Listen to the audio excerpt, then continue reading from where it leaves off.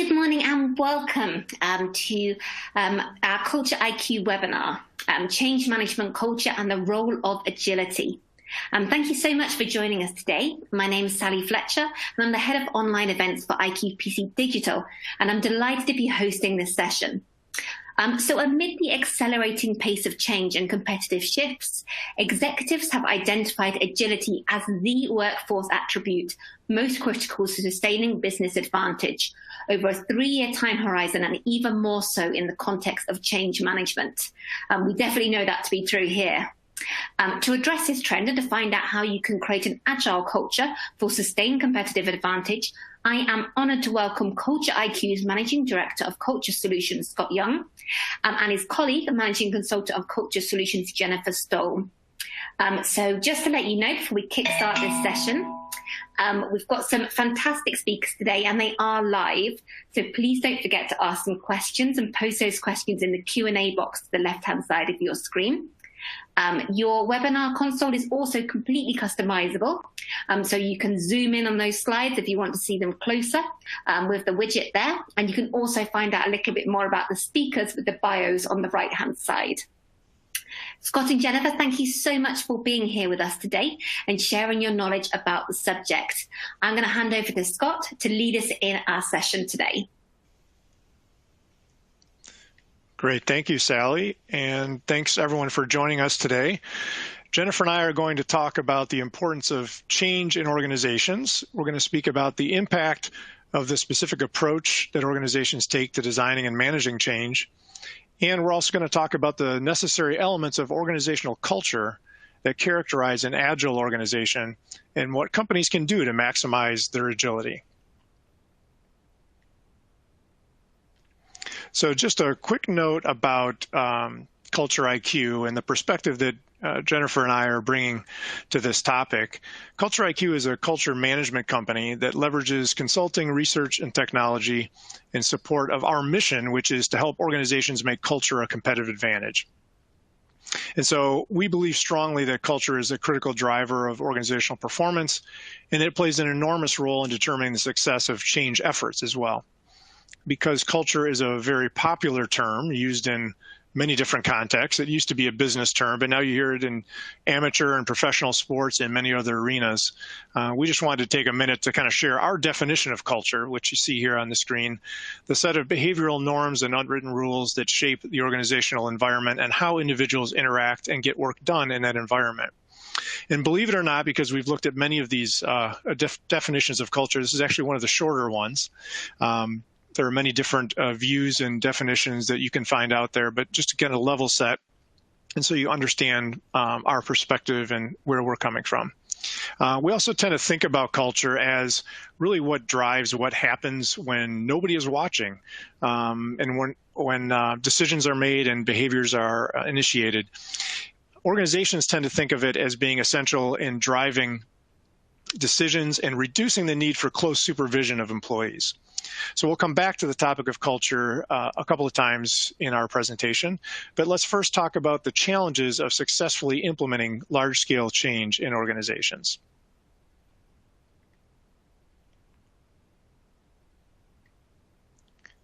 I'm highlighting some research on this slide that was conducted by Gartner when we were part of that organization before joining Culture IQ via a merger. And this study actually was pretty influential in a lot of ways, but in our thinking about managing change. And in this study, organizational leaders were asked about the large-scale change efforts that their organizations had undertaken recently, and to report on how well the organization did relative to the goals of the change initiatives. There were 413 change initiatives that were covered across the different participants in the research. And as you can see, in only 1/3 of those cases, did performance relative to these goals indicate that the change was a clear success.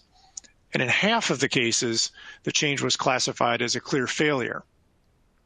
So this study paints a pretty clear picture of, first, the frequency of large-scale change. You can see on the left that the average company in this study reported undergoing 5 large-scale changes over a 3-year period.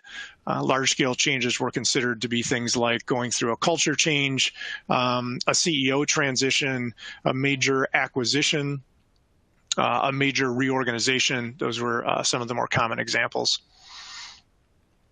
And so you can also see from this slide, there was a very large failure rate. And so implementing large-scale change is very difficult. And also you can see a tremendous cost when those efforts are not successful. So given these results, it's certainly no surprise that companies are focusing a great deal on improving their agility and capacity for change.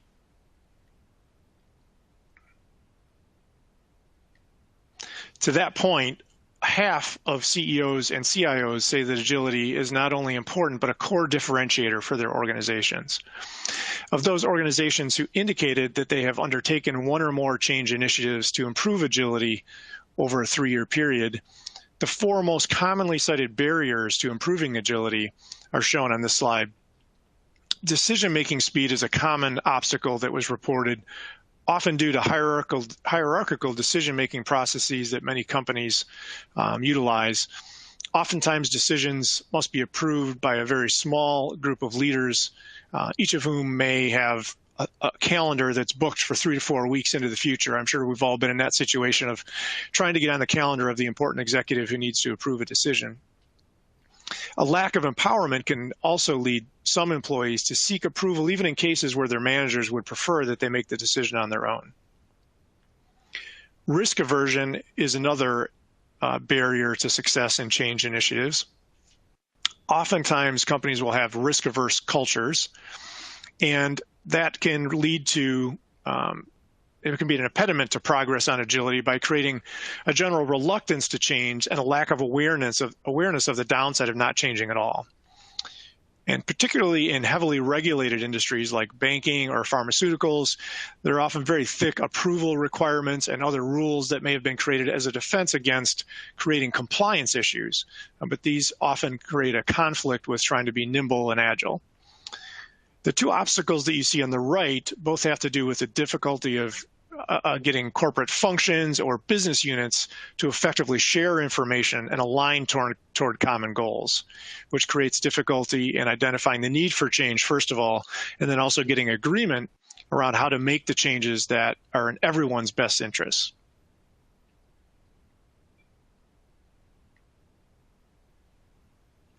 So how have companies most often approached large-scale change? There are many different approaches and models to organizational change, but what we see as the most common approach and traditional approach involves viewing change as an event rather than an ongoing part of the organization, or as a function or a set of capabilities that need to be actively and managed in an ongoing way. The typical approach tends to view employees as objects of the change rather than participants in the change. So they're not necessarily involved in designing and implementing the change, but rather are viewed as the folks who need to be convinced to climb aboard and to participate or to implement.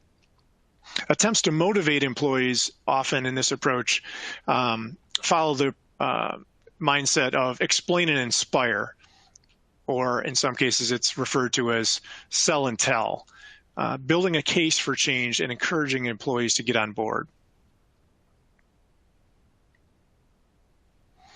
So let's contrast that traditional approach, which we refer to here as leadership-focused, with an employee-focused approach to change. In the leadership-focused approach, leaders set the change strategy. They alone determine the strategic changes the organization will make and the vision for those changes. Leaders also own implementation planning. They create implementation plans for the organization and indicate what employees should do to align and adopt the change. Organizations will roll out communication campaigns to tell employees about the change and its benefits. Under the employee-focused approach, employees are included in the design of the change strategy, rather than being exclusively the objects of the change. Employees own implementation planning for their teams or even individual implementation plans. Employees and teams know the work the best. They're in the best position to evaluate how they can align with the change goals. And so the idea is to involve them in determining what changes they need to adopt at a local level. Employees also under this model talk openly about change, The focus is on two-way communication and open and regular conversations.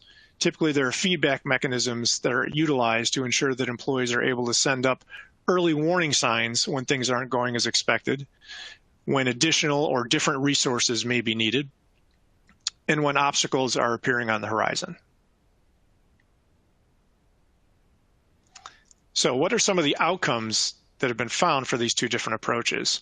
First of all, in the leadership-focused approach, the chances of success have been identified at approximately 39%, with an average of 6 months for implementation time, with nearly 2 in 5 employees being resistant to the change efforts. If we contrast that with the employee-focused approach, we see much better results, where the probability of success is 63%, with the change taking only about 2/3 the length of time under this approach, and with only 12% of employees showing resistance to change. Employees also showed greater levels of discretionary effort. These outcomes are likely due to several benefits of employee involvement. Involving employees early in the process helps ensure that the decisions are made with the benefit of information from those who will witness the impact of the change on employees and customers. So better decisions often result. And involving employees also creates more significant buy-in from those employees, in part due to making better decisions, but also in part to having employees feel a greater commitment to those decisions because they were a part of them. This leads to employees being more likely to show greater persistence, to take more initiative, to provide more feedback along the way on how things are going, and to generally be more engaged in implementing the change.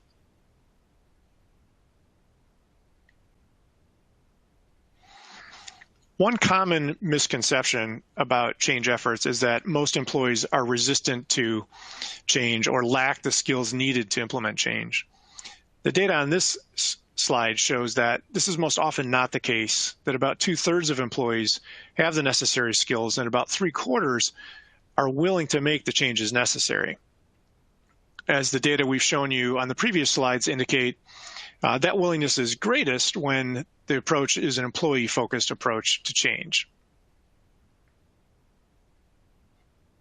And one more note on the leader-focused approach. We tend to see that under that approach, employees are in more of a wait to be informed or instructed mindset. So when they see that change is owned by leadership and dictated by leadership, they're less likely to take the initiative in certain ambiguous situations and wait for instruction. It's more of a passive mindset. One example of an employee-focused approach to change that we have seen be successful in organizations is what we refer to as peer-nominated teams approach. This involves building teams through a two-step process, first having employees nominate coworkers who they believe have the knowledge and skills to help ensure the change is successful, and then having leadership select from among those top nominees to build a representative and diverse team that has as much reach in the organization as possible. We have used organizational network analysis at times to help determine this. Network analysis is an approach to understanding the informal communication networks that exist within an organization, and it can help determine what percentage of the entire workforce a small team of employees can reach through their own networks. The benefits of this approach are that it results in a capable and diverse team, and that the team members are typically highly trusted by employees and influential among those employees. Their peers are more likely to believe the messages that they receive from these members, and they feel comfortable providing feedback and approaching them with questions. Our CultureIQ colleague, Paul Mastrangelo, published a case study in the OD Practitioner on this approach, if anyone's interested in finding out more details. While this is just one specific example, the important point is that thinking of employees as thought partners in the design, planning, and implementation of change sets the organization up for success.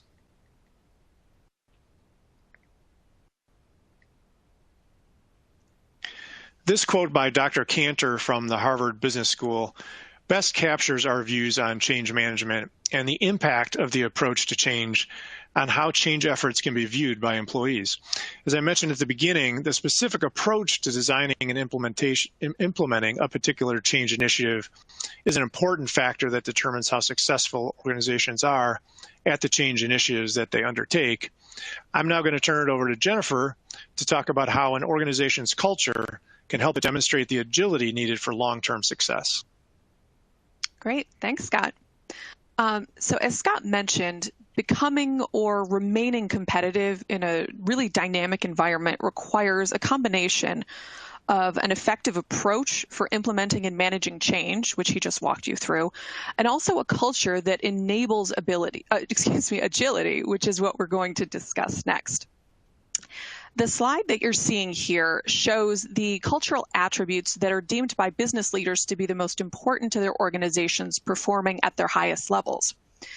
As you can see here, being adaptive and agile was by far the most important attribute, selected by over 80% of respondents. And to put that into perspective, adaptability and agility are seen as more essential to high performance than attributes like collaboration, engagement, and innovation. We know that the rate of change in business is ever increasing, and business leaders are recognizing the need to anticipate and adapt to that change as being essential to their business success.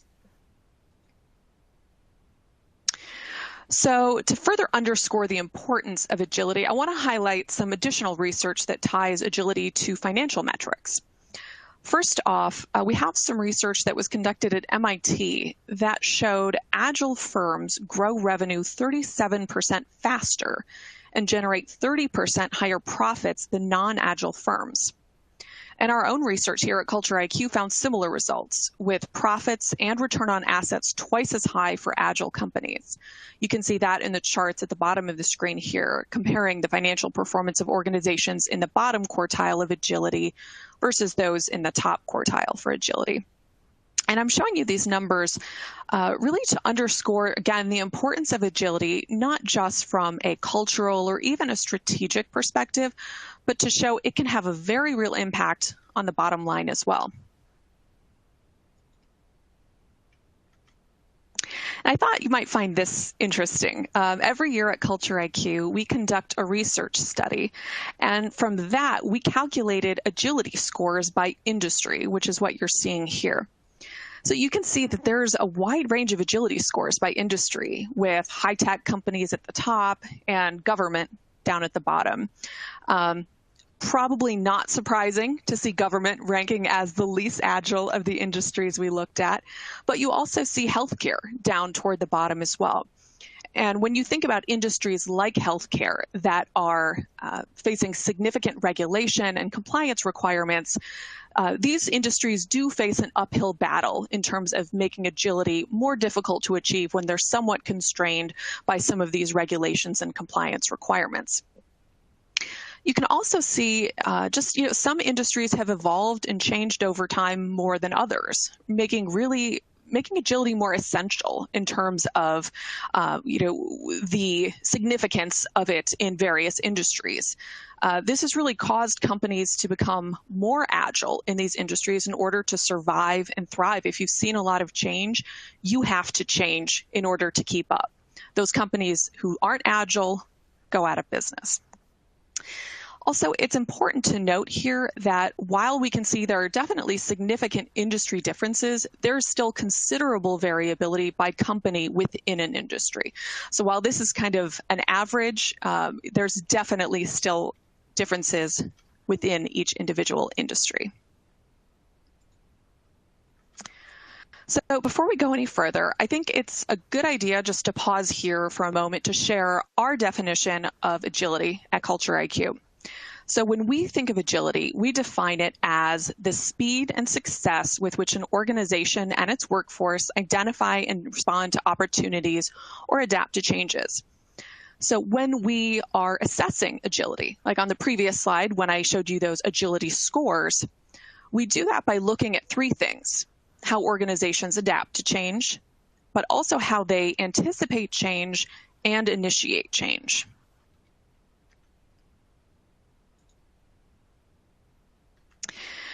So if you think about that definition, you can imagine that organizations likely succeed to varying degrees on those three elements of agility. And those, again, are shown here. And indeed, we do like to think of agility as kind of a spectrum. At a basic level, here on the left-hand side of the screen, your organization needs to be able to react and efficiently adapt to change. A more agile organization will also be able to sense changes in the industry, the competitive landscape, and customer needs to better anticipate and plan for change. So it's not just a question of reacting and responding, but being a little more proactive in terms of anticipating and planning for those changes. And then finally, the most successful, the most agile organizations are able to adapt and anticipate change, but are also able to proactively seek and seize opportunities to initiate change. These are the organizations that really seek to drive change rather than just react or respond to it. So I want to pause here for a moment just to ask you all where you think your organizations might fit on that spectrum in terms of where you most typically see your level of agility within your organization. Would you characterize your organization as kind of beginner level agility? We're mostly focused on reacting, responding, and adapting to change. Would you characterize your organization as maybe more intermediate? We definitely adapt and respond to change, but we do some anticipating and planning for change as well. Or is your organization more at kind of that expert level? We really focus on really seeking and seizing new opportunities to initiate change. We are kind of change leaders, change drivers, if you will. So I'm going to give you just one moment to respond to that, and then we'll see the results here. Don't forget to click submit, guys, after you note which poll option is best for you. Great. Thank you, Sally. You're welcome. All right. Give you just a couple more seconds.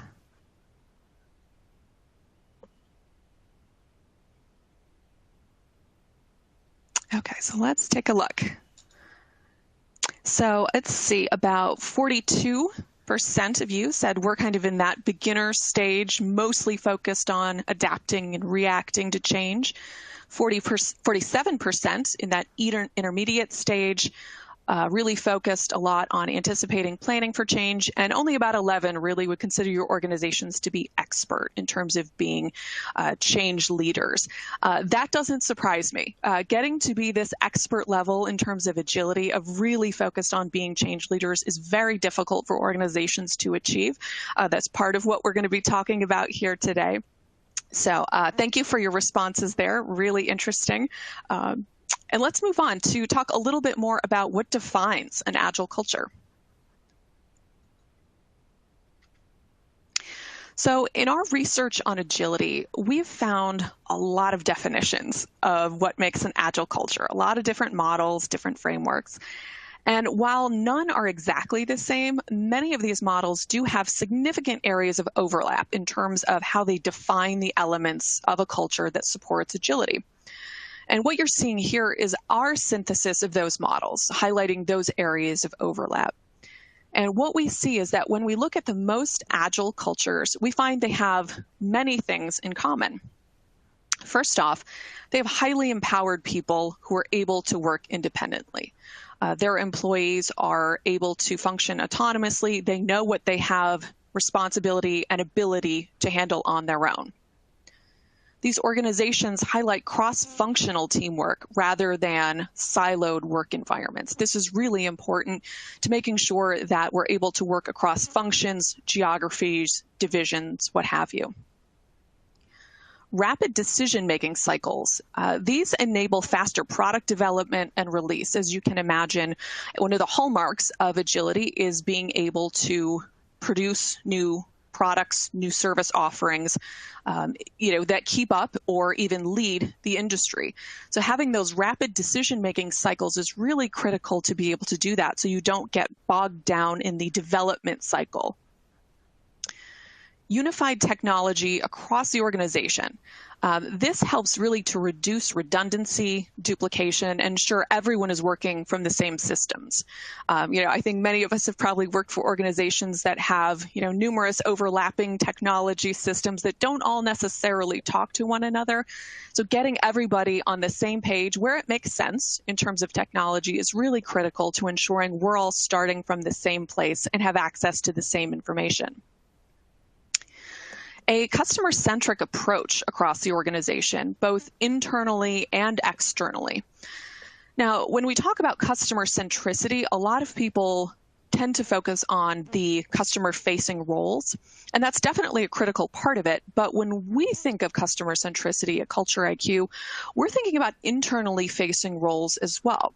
For example, if you think about your IT department, they may not be interacting directly with customers, but certainly the impact that they have does have that downstream impact on your customers. For example, if you're externally facing Salesforce, for example, doesn't have the technology they need to do their jobs, that's obviously going to impact your customers. So making sure that everyone in the organization, regardless of their function, where they sit, what they do, understands how their work has that downstream impact eventually on the customer is really important to helping make sure, again, everybody is working from the same place.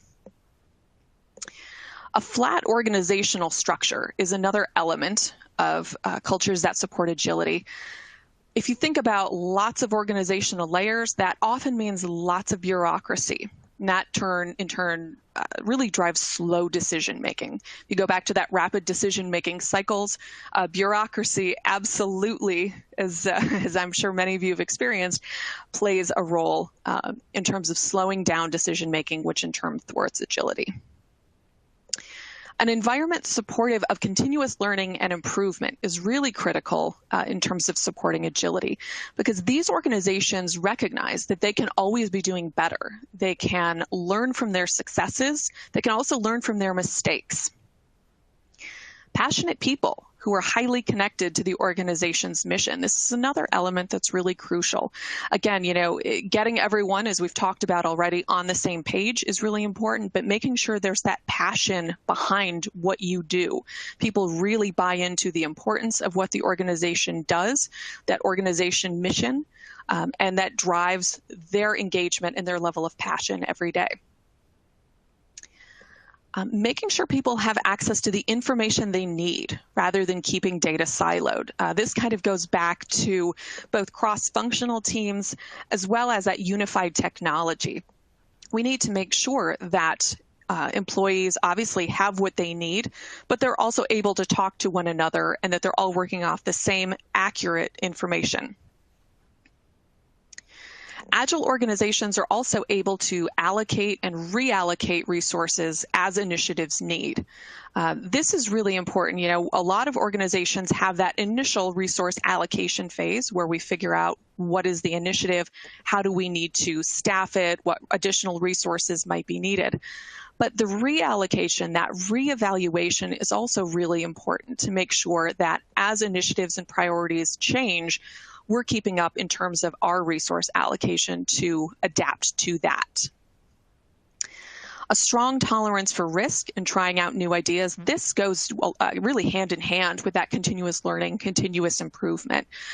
Part of continuous improvement is the idea that some initiatives are not going to succeed. There will be failures. So what is our level of risk tolerance? How do we react as an organization when we have failures? And finally, Agile organizations adapt the way they execute. Just as they change their resource allocation, they also adjust their focus when necessary, whether it be changing priorities or based on assessing the relative success or failure of a particular initiative. These organizations are not beholden to past decisions, but are willing and able to change course when needed. And again, I don't want to suggest that these organizations are making these changes without a great degree of analysis and thought. These are not haphazard changes, but certainly, as successes and failures occur, they recognize the need to adjust accordingly.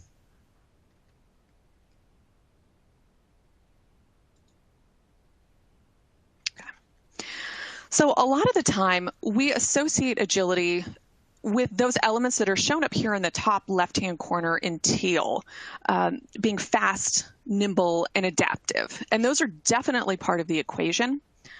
In fact, research has shown us that dynamic organizations, so those that are in the startup and the agile boxes up at the top of the screen, actually do have better organizational health than those who are less dynamic. But research has also shown us that focusing on these elements alone is not enough to successfully drive agility. You also have to have a stable backbone that provides a level of reliability and consistency. So more specifically, if we look at that top right-hand box of organizations that are considered agile, so these are the organizations that are both dynamic and also have that stable backbone in place, 70% of those organizations have organizational health that would be considered in the top 25%. So these are among the organizations that really are doing the best in terms of organizational health. And when we compare that to those in the startup bucket, so those that are dynamic but also have less of a stable backbone than those in the agile bucket, only 23% of those organizations in this startup bucket have organizational health in the 25%, again, compared to 70% of those in the agile bucket. So you can see the addition of that stable backbone, that basis on which we are able to design all our dynamic systems, is really crucial and has a really meaningful impact on organizational health.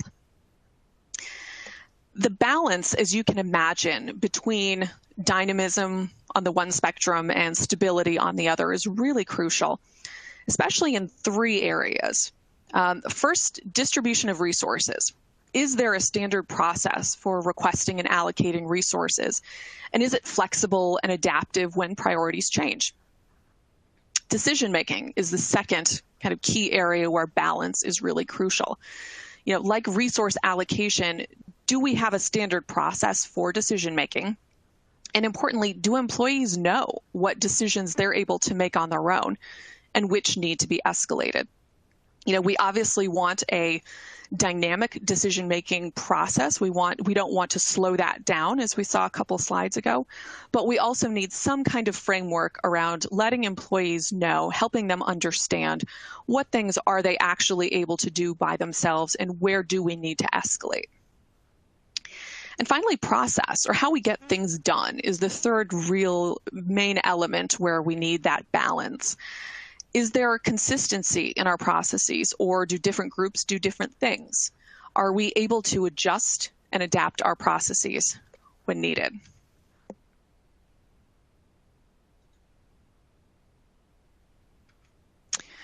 So how do we actually go about cultivating an agile culture? As we've seen on previous slides, there are a number of cultural elements that contribute to an organization's agility. So we're going to walk through a number of these, taking a look at specific processes, metrics, systems within an organization that are worth evaluation as you're looking to improve agility within your own organization. Let's look first at addressing performance management, which we can evaluate by looking at the feedback mechanisms in place. For example, do they support providing feedback both formally and informally? Can employees provide upward feedback to their managers, or is it just downward feedback? And what about lateral feedback? How does the organization support peers providing one another with feedback? This openness and willingness to constantly improve performance, to kind of that inward-looking self-evaluation at all levels, is really essential. We saw that a few slides ago on that continuous learning and improvement bucket. And let's also look at how goals are set. Do employees know what is expected of them? And can goals be adjusted as priorities change over the course of the year? Are they really pretty locked in? Going back to that adaptive execution. Let's also look at empowerment, where we can focus on those decision-making protocols that we spoke about earlier.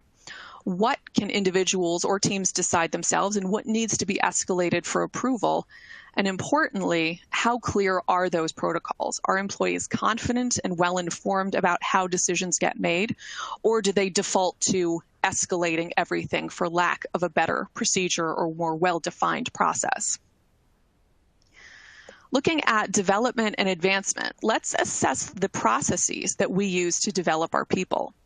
How easily can employees move between roles or teams? How do we support their development of new skills or knowledge? Do we provide stretch assignments, job rotations, or similar programs that support that learning? And are we keeping that learning pace up at all levels? It's really important to make sure that we're not forgetting groups of employees in either specific functions or roles or even levels. Oftentimes, once employees get to a manager level, we focus less on their development, when really we need to make sure that they're just as involved in that process as individual contributors. And when we're looking at advancement, how do we incorporate an individual's ability to adapt and implement change in our decisions? Just as we might look and reward certain organizational values and behaviors that are especially critical to us, let's look at agility as one of those. How do these employees react? How do they plan for change? And how does that have an impact on their development and advancement throughout the organization? With regard to teamwork, we can look here at both performance metrics and targets, as well as the physical and virtual work environments. So here we want to look at whether we're equally weighting team and individual goals. A lot of performance evaluations just look at your individual performance, but let's also look at how you did as a team over the year. What was your contribution to the team, and what was the role you played there? How successful was it? How do we support and reward cross-functional work? And how do our work environments, both physical and virtual, support our collaboration efforts? Are there barriers here that are preventing us from being able to collaborate more effectively? For example, if you have a geographically dispersed workforce, what are we providing to that workforce that enables them to effectively collaborate? Do we have the right tools? Do we have the right technology in place? And speaking of technology, the standardization of both technology and processes, especially those that cut across geographies, functions, or teams, is essential to providing that stable backbone that we saw earlier. That backbone really drives greater efficiency. Having this standardization across the organization, really critical to allowing everyone, again, to work from the same place, cut down on redundancy and duplication of effort. Freeing that time and space up allows us to focus on things like longer-term thinking, planning, and gives us more flexibility to shift focus when necessary. We also, however, want to make sure that we're standardizing where it makes sense. Effective standardization definitely includes considering when exceptions should be supported. This has to do kind of with that dynamic element of our chart there. Rigid standardization can harm our ability to be flexible and agile. We do definitely need to recognize when it makes sense to make an exception. Few others here. First off, knowledge sharing. And we've talked about this one a bit in terms of providing the tools and processes that employees need to share information internally. At a basic level, we want to assess whether employees have access to the information they need to do their jobs. But at a higher level, we also want to assess how they can connect with others in the organization with similar needs. What tools do we provide to facilitate this, and how do those tools support sharing of best practices and key learnings across the organization? We discussed earlier the process for how resources get allocated as being extremely important to a culture of agility, since we need to be able to adjust staffing and resources as priorities and initiatives change. The idea of reevaluating initiatives is just as important as the initial evaluation, as we talked about earlier. And as we do evaluate initiatives' interim successes or failures, that allocation of additional or fewer resources is really important to maintaining the right balance that is in alignment with the organization's goals and objectives. We should really consider the natural ebb and flow of the amount of work and the importance of work being performed by different teams across the organization over the course of a year. How can we shift and share resources across teams? And how do we ensure that leaders aren't hoarding talent or resources? We've also talked about the need to be vigilant about constant improvement, both at the individual level through performance feedback and at a process level. Here we can look at how open people are to new ideas. Do employees feel safe to speak up and take risks? And what happens when they fail? This relates back to empowerment, which we saw on the previous slide. We don't just want to involve employees in solution adoption. Here, we're making a change and need you to implement it. But we want to involve employees in solution generation as well. We want ideas from all corners of the organization, especially from those closest to the work. As Scott mentioned earlier, involving employees not only helps better engage them, but can also result in greater speed and better solutions. Rapid product development, we talked about this earlier as really being a hallmark of Agile organizations and is often an output of effectively addressing some of those other topics we've been discussing, such as addressing decision-making, process improvement, and knowledge sharing.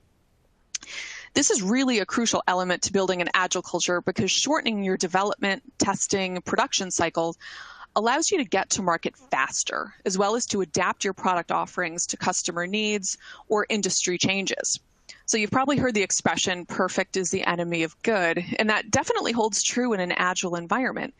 If we're waiting too long to perfect our offering, we might miss our window of being change leaders, that third level on our agility spectrum. We might find ourselves in kind of tier 1 or tier 2, instead reacting and adapting to others' changes instead of being a leader. And then finally, external orientation. Here, we're really thinking about not just our customers, but other sources of valuable external intelligence as well. For example, changes in the industry, changes in our competitors, other additional industry research. But let's think even more broadly. What about adjacent industries to ours? What about industries that are suppliers for us? All of these factors, along with customer feedback, are valuable sources of market intelligence. How do we use them to anticipate and plan for change?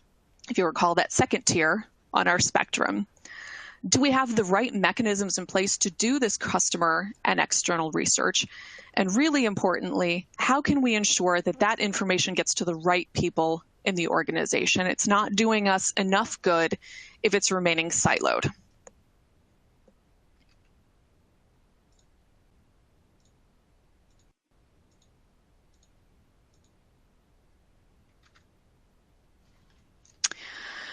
And of course, it's important to remember that agility is just one piece of the culture picture. If you think back to the definition that Scott gave us earlier, how organizations achieve their success will, of course, vary by organization. Some of us will focus on expanding your brand globally. Others may focus on innovation. But no matter what your particular strategic objective, we see agility as an essential key to success for any organization. And that's what you're seeing on the left-hand side of the screen here. This is our clear advantage framework, of which you can see agility is one piece. We also consider alignment and engagement to also be critical elements across any organization in terms of building and sustaining competitive advantage. The other thing to note here on the right-hand side of the screen related to different strategic objectives is that agility is intrinsically tied to a lot of these.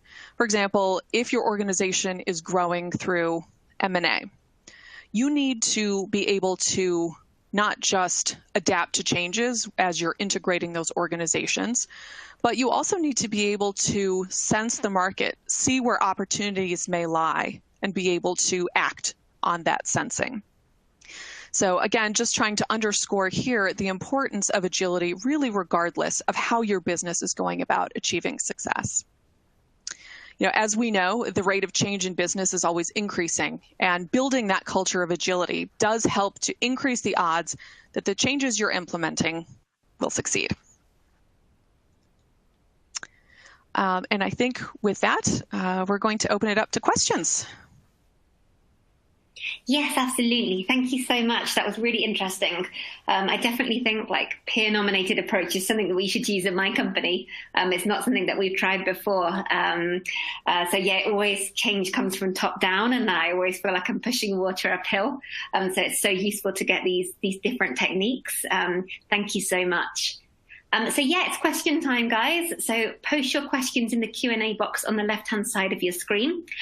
Don't worry to the people that have asked me if they can have a copy of the slides. A copy of the slides will be available to you post-session. So you don't need to ask that. I know a few of you are really excited about hearing more from CultureIQ, so you will get those slides for you. Cool. So we already got quite a few questions that have come in, so I'm going to delve right in. So first of all, this question from Celeste. And Celeste asks, are there studies mapping the relationship between company side and culture of agility? Interested to know where the tipping point may lie. Jennifer, are you okay to take that one? Yeah, I think it's a great question, and there's definitely a relationship between agility and company size. I don't know that I could give you the exact size, kind of where that tipping point lies. One of the biggest factors I think that impacts agility with larger organizations is with a larger organization, you typically have greater bureaucracy. So you tend to see slower decision making. You tend to see, more hierarchy. All those factors that kind of slow down the pace of change. So we would typically expect to see somewhat greater agility within smaller organizations. But there are certainly exceptions. There are large organizations that manage agility very well. It's, as you saw earlier, there are so many factors that play into an agile culture that again, smaller organizations tend to be able to adapt faster, but there are other elements that they're not able to necessarily, just given size, they're not able to necessarily perform as well as some larger organizations with more resources. Resource allocation, again, being one of those. With a smaller organization, you have less flexibility in how people can move around, whereas a larger organization has a little bit more flexibility there. Scott, anything else you wanted to add on that point? Yeah, I was just going to add to, in line with your comment on bureaucracy, that larger organizations tend to have oftentimes longer histories, and because they're bigger and more complicated, they often develop more rules and policies over the course of time. And I think all organizations are much better at creating rules and policies than getting rid of outdated rules and policies. And so at those larger organizations, you tend to have that grow over time and become more cumbersome for employees. Yeah, totally. So true. Definitely.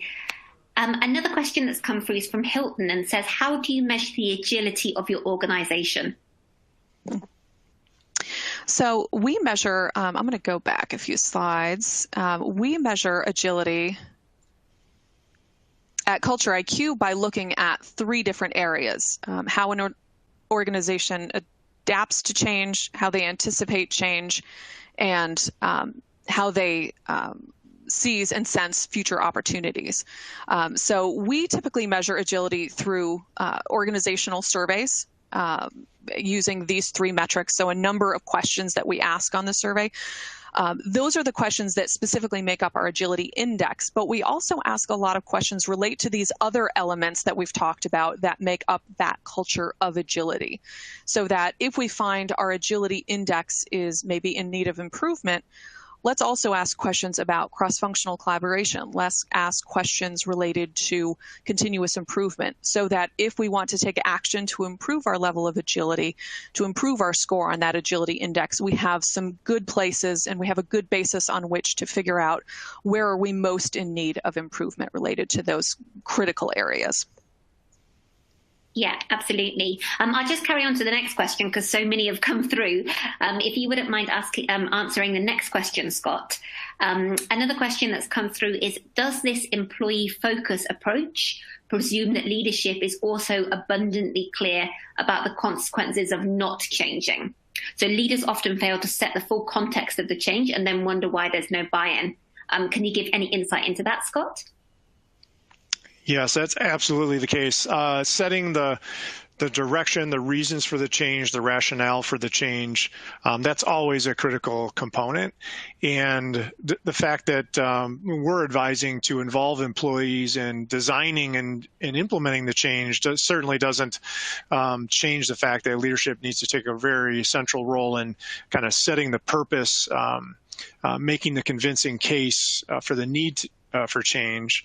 I think that's important to understand, though, that or to approach that from the mindset of that's a much easier message to spread if you're involving employees from the beginning, because that's going to create more investment from them, more energy, more commitment to the change itself.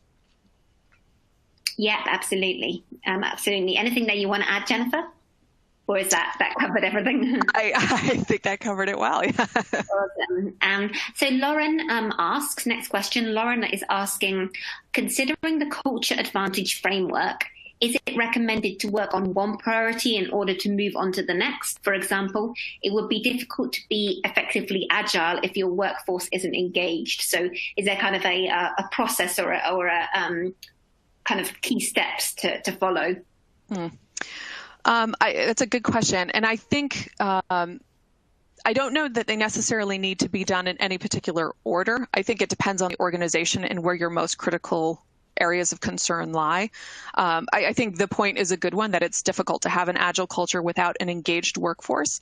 But I would also want to find out, we typically look at engagement as an outcome.